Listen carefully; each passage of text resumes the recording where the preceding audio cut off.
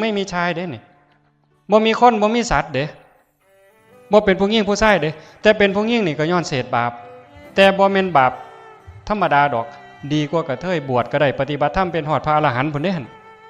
ดีขึ้นมาแล้วพ้นมาแล้วแต่ว่าบาปมันยังเหลือยากซ้ำไหนเป็นผู้หญิงเป็นประจำเดือนอ้าวผู้ชายบ่เป็นได้หั่นผู้บางคนปวดท้องผู้บางคนไข้ทับฤดูตายได้นั่นเศษบาปตามมาได้เจ้าแม่นบ่ล่ะในแถวบ้านเฮามีบ่ผิดกับบุญตายผู้ชายบ่ผิดกับบุญได้เจ้านี่เศษบาปได้เบิ่งดีๆเด้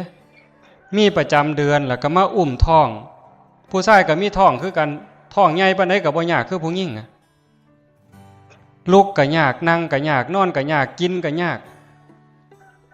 อุ้มท้อง9 เดือน10 เดือนบัดมือออกลูกอีกบัดนี้ผู้ชายก็บ่ได้เบ่งน้ำอีกบัดนี้เบ่งก็บ่มีผลนะ